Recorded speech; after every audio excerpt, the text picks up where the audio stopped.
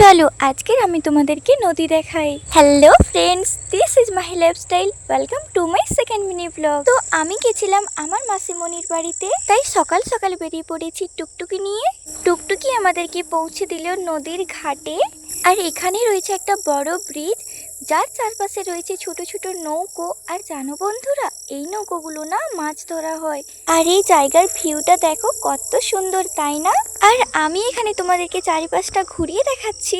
আর এরই মধ্যে চলে আসলো আমাদের নৌকো, যেটার মাধ্যমে আমরা ওই পারে যাব।